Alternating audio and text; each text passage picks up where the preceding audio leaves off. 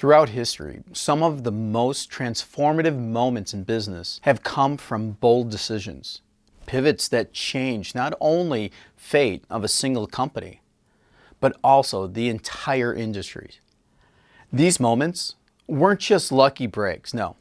They were well-calculated risks, visionary insights, and strategic moves that really redefined what was actually possible.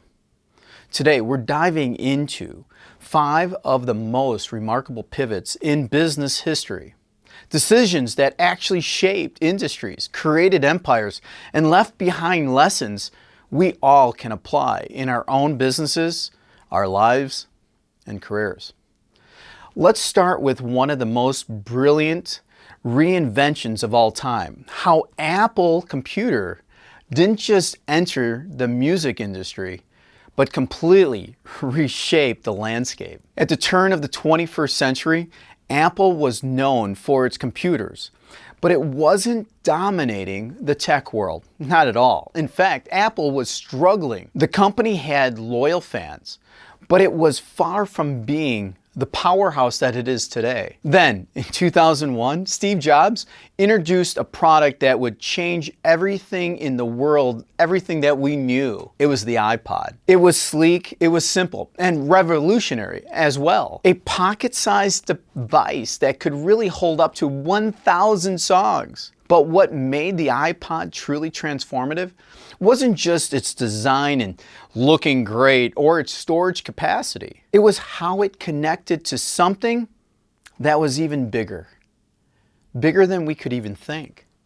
Shortly after the iPod's release, Apple launched the iTunes Store. At the time, the music industry was really in chaos. CD sales really declined. All the music stores closed. CD sales were really declining so fast, and illegal file sharing services like Napster, my gosh, that was great.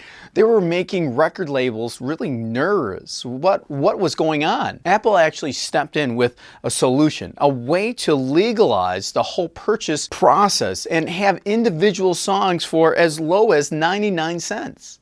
This move was radical. Before iTunes, people were forced to really buy the entire album, which only had anywhere from 7 to 15 songs on it, unless it was Iron Butterfly with In-Gata-Da-Vida with only one song. So when we looked at this, Apple flipped that whole model on its head, giving consumers full control over what they purchased and how they consumed their information, their content, one song at a time. It wasn't just convenient, it felt so empowering. But Apple's true genius wasn't just in selling music, it was creating a whole ecosystem. If you had an iPod, you needed iTunes. And once you had iTunes, you were now inside Apple's world. Think about what this meant to the customer and the customer's loyalty. Once someone bought an iPod, switching to another device became inconvenient completely. Your entire music library was stored in iTunes, which worked seamlessly with Apple's products. This integration locked in the customer and their loyalty as well. And this was something that couldn't be matched by anyone else. And that ecosystem became the foundation for ever bigger innovations. The iPhone, the Apple Store, Apple Music, and beyond. In fact, the iPod was more than just a music player. It was a gateway device that introduced millions of people to Apple. The lesson here is so powerful. A single product can be great, but if you create an entire ecosystem around it, you don't just sell a device, you build a movement. Apple didn't just change its own future, it redefined an entire industry. And speaking of redefining industries, there's one company that mastered the art of expansion like nobody else. Let's talk about Disney. Walt Disney wasn't just an animator. He was a visionary who really understood something critical. When people fall in love with a story, they don't just want to watch it. They want to experience it. That's exactly how Disney became one of the most powerful entertainment empires in history. It started with movies, but Disney didn't stop there. Every time they created a successful film, they found new ways to really bring that world to life. Take Mickey Mouse, for example. He wasn't just a cartoon character. He became the face of an entire brand. Mickey toys, Mickey shirts, Mickey-themed amusement park rides. And when Disney opened Disneyland in 1955, it wasn't just a theme park either. It was an extension of the stories people already loved. But Disney's real genius came in its ability to continuously expand their empire. They didn't just rely on their original characters, no, not at all. They acquired some of the most valuable intellectual property in entertainment. Pixar, Marvel, Star Wars, these weren't just movie studios, they were franchises with dedicated fans who would follow their favorite characters anywhere they went. Look at Star Wars. When Disney acquired Lucasfilms in 2012, they didn't just make new movies. They turned Star Wars into a permanent feature in their empire. The theme park, attractions, Disney Plus, original series, an endless wave of merchandise. It all worked together in a way that really kept fans engaged at every stage of life. And then there's Marvel. Before Disney acquired Marvel in 2009, superhero movies were hit or miss. But under Disney's guidance, the Marvel cinema universe became the highest grossing franchise in history. The brilliance of Disney's strategy is how every part of the business supports the other. Movies drive merchandise. Merchandise drives theme parks. Theme parks, well, they drive loyalty. It's a never-ending cycle that really works together. This is a masterclass in expansion. Disney understood that success isn't just about creating one good product. It's about building an entire universe that people really want to be part of. And the more touch points that you create, the more loyalty you actually build. Now, let's shift gears to a company that built an empire, not through movies, but through one of the most legendary marketing moves in history: Nike. Nike was doing well, but it wasn't the dominant force as it is today. All of that changed with one single bold bet. At the time, Michael Jordan was just a rookie in the NBA. He was talented, yes, but he wasn't a proven superstar just yet. Still, Nike saw something special. Instead of simply paying Jordan to wear their shoes, they did something totally radical. They built an entire shoe line around Michael Jordan. This was the beginning of Air Jordan. It wasn't just a sneaker, no, it was a brand. And when Jordan really started dominating the court, the Air Jordan brand took on a life of its own. Suddenly, wearing Jordans wasn't just about basketball. It was about being part of this whole movement. The shoes became a cultural phenomenon, if you will. People lined up for hours to get the latest release, the sneakers, the cultures, the explosion. I had mine. It was great. I still have a pair of Michael Jordans from 1997. But that wasn't just about selling shoes either. It was about telling a story. Nike didn't just tell people, these are the greatest basketball shoes in the world. No, they made Jordans feel legendary. And that's the brilliance of Nike's brand building strategy. They didn't just sell footwear, they sold identity. That single endorsement deal turned into a multi-billion-dollar empire. And it completely changed how companies approach an athlete, partnerships, and today, nearly every major athlete has their own shoe line. But none have reached the culture impact of the Air Jordan brand. That wasn't just marketing. It was a shift in how brands really connect with their audiences. Nike wasn't just making sneakers anymore, no. They were shaping the culture that we have today. And that's the lesson here. Products don't really make brands. Stories do. Emotions do. A great partnership, when executed well, can turn a company into a lifestyle. Now let's go back in time to a business decision that didn't just change one company, it changed the world. Before the early 1900s, cars were a luxury item. They were expensive, difficult to produce, and only really available to the wealthy. Henry Ford saw an opportunity here. He wanted to create a car that everyday people could actually afford. But to do that, he really needed to completely change how cars were made. Ford's breakthrough was the moving of an assembly line. Before this, building a car was really a slow, tedious process. Not to mention, it was expensive too. It took more than 12 hours per vehicle to actually build. Ford introduced a system where workers could just really stay in one place while the car just moved down the line, reducing production time in just 90 minutes. I actually got my Corvette ZR1 built down in Bowling Green, Kentucky. Of course, that's Chevrolet. And to watch that production line build that car in really like an hour, maybe an hour and a half, 90 minutes. It was amazing to watch that process. And this was because of Henry Ford. This meant that cars could be really made faster, cheaper, and more consistently.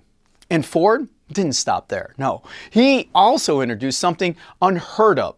He doubled workers' wages to $5 a day. At first, people thought Henry was crazy. Why pay workers so much? But Ford understood really something crucial here. If workers made more money, they could actually afford the cars that they were building. More people with cars meant more roads, more gas stations, more infrastructure. This wasn't just about selling cars anymore. It was about creating an entire new economy. Ford didn't just change the auto industry forever. He set the stage for mass production across countless industries. The idea of streamlining the processes, cutting costs, and making products more accessible really became the foundation for modern manufacturing overall. And that's the key lesson. Efficiency isn't just about saving money. It's about creating opportunities. Ford didn't just build a car. He built a new and completely different industry. And that brings us to one of the greatest business expansions of all time, the rise of McDonald's. In 1950, McDonald's was just a small burger stand in San Bernardino, California. And it was ran by two brothers, Richard and Maurice McDonald. They had built an efficient system for making food quickly, something they called the speedy service system. It was a revolutionary approach to fast food, a limited menu, standardized food preparation, and an assembly line efficiency that really allowed them to service high-quality burgers, fries, and milkshakes at really a low price. But they didn't have the vision to really take it any further. Then came Ray Kroc, a struggling milkshake machine salesman who saw something much bigger. Kroc wasn't just impressed by how fast the brothers could serve food. He saw their system as the future of the restaurant industry. He convinced the McDonald brothers to let him actually franchise their brand. But he didn't just expand it, he transformed it. One of his greatest restaurants was in Des Plaines, Illinois, that he created in 1955. Kroc introduced a strict standardization. Every McDonald's location had to follow the exact same procedures, from how the burgers were actually cooked to how the restaurants were designed. This ensured that whether you were in California or New York, a McDonald's burger would taste exactly the same. Customers trusted that consistency, and that trust fueled the expansion. But Kroc didn't stop at franchising. He realized something even bigger. McDonald's wasn't just in the food business. It was going to be in the real estate business as well.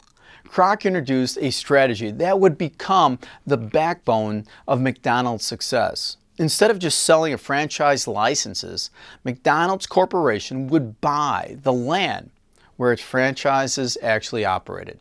The franchise owners would then lease the property from McDonald's, ensuring a steady stream of income beyond just burger sales. Think about what this really meant. Even if McDonald's restaurants were struggling to really turn a profit, the company itself still made money. Why? Because it owned the land that sat underneath the restaurant. Today, McDonald's isn't just the world's largest fast food chain. It's one of the largest real estate owners in the world. With thousands of properties in prime locations across the globe, Kroc didn't just build a restaurant chain. He built a business empire with multiple revenue streams. And that's the key takeaway. Growth isn't just about selling more of your product. It's about understanding where the real value actually lies. Now, let's step back just a little bit and look at the bigger picture. Each of these businesses, especially their pivots, reshape the industries in ways that still impact us all today. Apple reinvented how we consume music. Disney built a storytelling empire that really spans generations. Nike, they turned a sneaker into a cultural icon. Ford, really, they've made assembly to the masses. And then McDonald's, well, they prove that smart systems and strategic thinking can turn a single burger stand into a global powerhouse. But what do all of these decisions have all in common? First is vision. Each of these leaders saw opportunities that others really missed. They weren't just thinking about the next quarter or the next product. They were thinking about the future of their industry. Second is the boldness that each one of those leaders had. None of these pivots were safe bets. No, they required risk, investment, and an unwavering belief in a new way of doing things. And third, execution. A great idea is just that. It's an idea until it's executed well. These companies didn't just take risks. They backed those risks up with smart systems, customer-focused thinking, and relentless attention to detail. And that's the final lesson. It's game-changing decisions that don't happen by accident. They happen when leaders have enough courage to see the world like it hasn't ever been seen before. And that discipline to turn vision into reality. Which of these pivots do you find most inspiring? Let me know in the comments. And if you found this breakdown really insightful, don't forget to like, subscribe, and check out my profile for more content. Together, we can keep learning, growing, and elevating humanity, one post and one step at a time.